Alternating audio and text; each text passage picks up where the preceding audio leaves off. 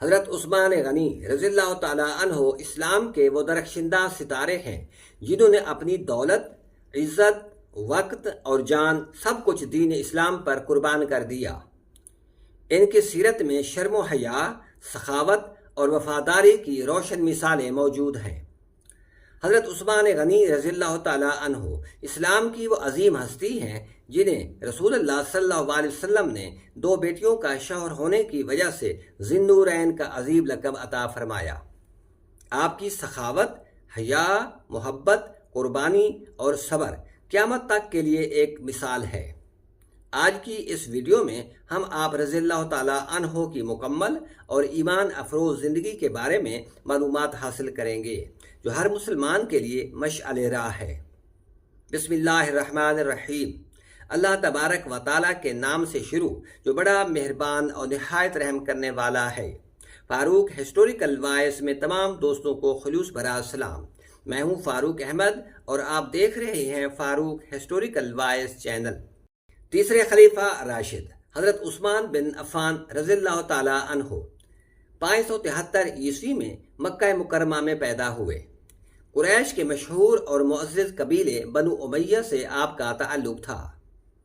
پورا نام عثمان بن عفان بن امیہ بن عبد شمس بن عبد مناف تھا۔ والد کا نام عفان اور والدہ کا نام اروا تھا۔ آپ کی کنیت ابو عبداللہ تھی۔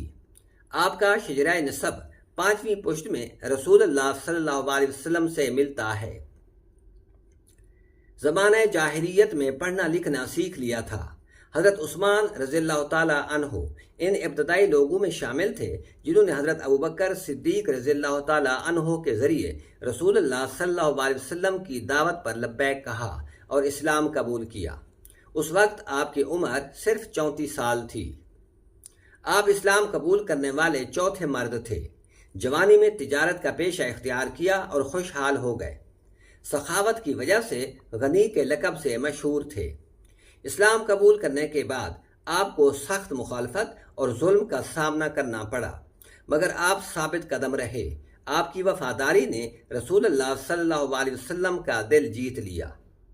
آپ رضی اللہ تعالیٰ عنہ کا پہلا نکاح حضرت محمد صلی اللہ علیہ وسلم کی بیٹی حضرت رقیہ سے ہوا۔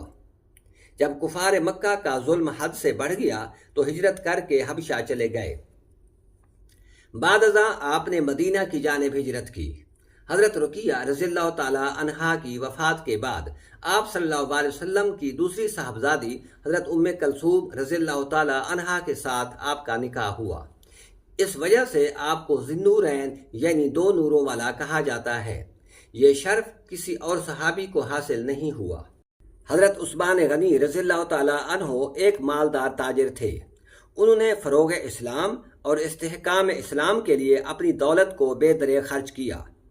نمبر 1، مسجد نبوی کی توسیع کے لیے زمین خریدی۔ نمبر 2، بئر روما نامی کنواں خرید کر مسلمانوں کے لیے وقف کر دیا۔ نمبر 3، غزوہ تبوک کے موقع پر 1/3 لشکر کا سامان خود مہیا کیا۔ صلح حدیبیہ سے قبل آپ رضی اللہ تعالیٰ عنہ مسلمانوں کے سفیر بن گئے۔ جب ان کی شہادت کی غلط خبر اڑا دی گئی تو مسلمانوں نے آپ صلی اللہ علیہ وسلم کے ہاتھوں پر بیعت کی، جسے بیعت رضوان کے نام سے یاد کیا جاتا ہے۔ حضرت عثمان رضی اللہ تعالیٰ عنہ دور رسالت میں کاتب وحی بھی رہے۔ بعد ازاں پہلے 2 خلفائے راشدین حضرت ابوبکر صدیق رضی اللہ تعالیٰ عنہ اور حضرت عمر فاروق رضی اللہ تعالیٰ عنہ کے ادوار میں ان کے مشیر بھی رہے۔ حضرت ابن عباس رضی اللہ تعالیٰ عنہ سے روایت ہے کہ حضرت ابوبکر صدیق رضی اللہ تعالیٰ عنہ کے دور خلافت میں قحط پڑ گیا، لوگ غلے کے لیے تنگ ہو گئے۔ اسی دوران حضرت عثمان رضی اللہ تعالیٰ عنہ کے 1000 اونٹ غلہ لے کر شام سے مدینہ آئے۔ صبح سویرے تاجر حضرت عثمان رضی اللہ تعالیٰ عنہ کے گھر غلہ خریدنے کے لیے پہنچ گئے۔ حضرت عثمان رضی اللہ تعالیٰ عنہ نے فرمایا، مجھے کتنا نفع دو گے؟ تو تاجروں نے کہا 10 کے 12۔ آپ نے فرمایا اور زیادہ دو۔ انہوں نے کہا 10 کے 14۔ آپ نے فرمایا اور زیادہ۔ تاجروں نے کہا 10 کے 15۔ آپ نے فرمایا نہیں اور زیادہ۔ انہوں نے کہا مدینہ کے سب تاجر یہاں موجود ہیں، اس سے زیادہ کوئی آپ کو منافع نہیں دے گا۔ حضرت عثمان غنی رضی اللہ تعالیٰ عنہ نے تاجروں سے فرمایا تو مجھے 1 درہم پر 10 درہم نفع دو گے؟ انہوں نے کہا نہیں۔ تو حضرت عثمان رضی اللہ تعالیٰ عنہ نے فرمایا اے مدینہ کے تاجر، تم لوگ گواہ رہنا، میں نے مدینہ کے لوگوں کو تمام غلہ صدقہ میں دے دیا ہے۔ جب نبی کریم صلی اللہ علیہ وسلم مدینہ منورہ تشریف لائے تو وہاں پانی کا شدید بحران تھا۔ مدینہ کے بیشتر کنویں نمکین پانی والے تھے جو پینے کے قابل نہ تھے۔ واحد بیار روما یعنی روما کا کنواں میٹھے پانی کا کنواں تھا جو ایک یہودی شخص کی ملکیت تھا۔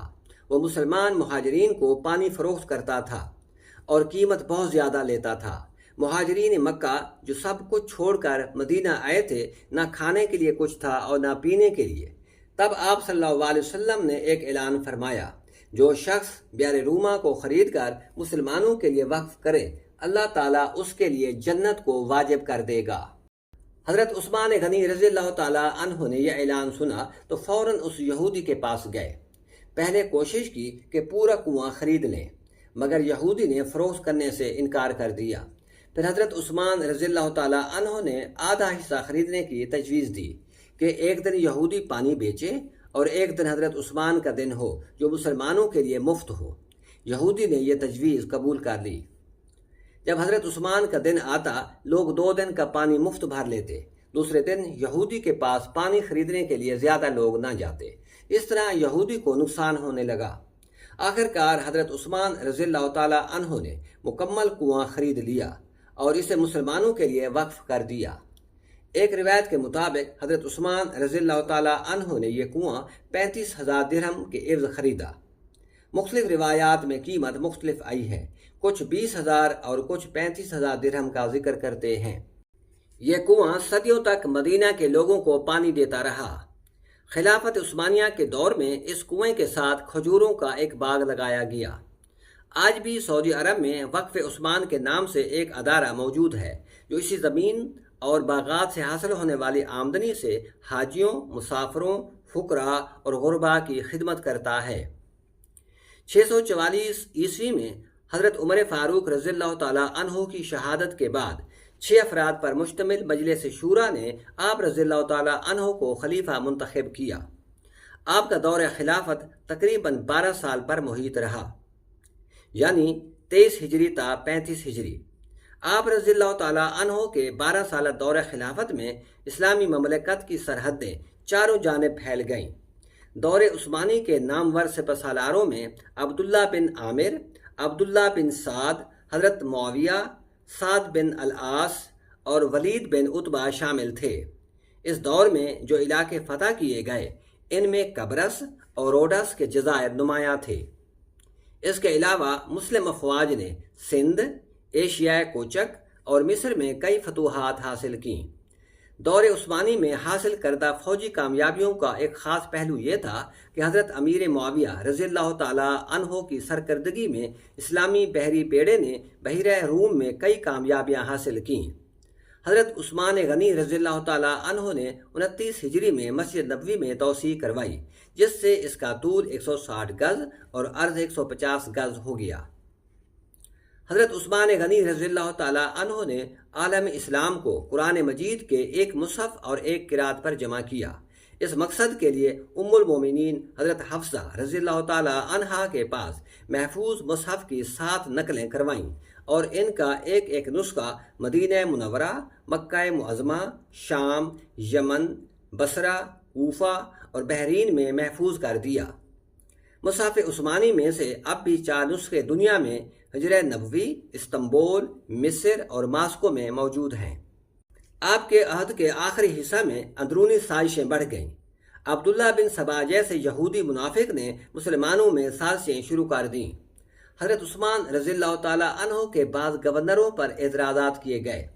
خاص طور پر مصر، کوفہ اور بصرہ سے شکایات آئیں۔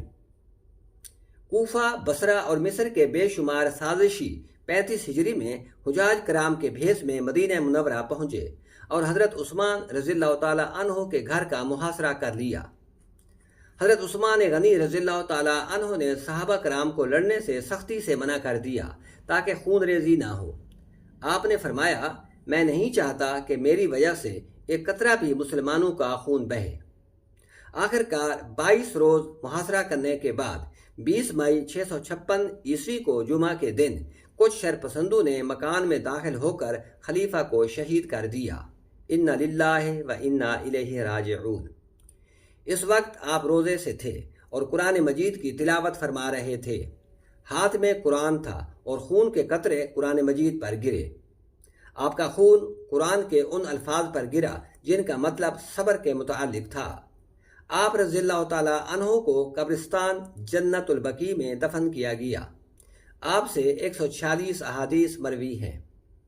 اے اللہ، ہم سب کو اس فتنے کے دور میں ثابت قدم رکھ اور قرآن مجید سے محبت عطا فرما، اور ہمیں ان جنتی لوگوں کے قافلے میں شامل کر لے جن سے تو راضی ہو گیا۔ آمین۔ ناظرین کرام، اگر آپ کو یہ ویڈیو پسند آئی ہو تو اسے شیئر کریں تاکہ دوسرے لوگ بھی اس سے استفادہ حاصل کریں۔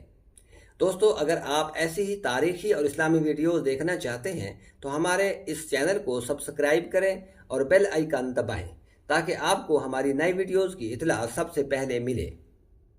فاروق ہسٹوریکل وائس۔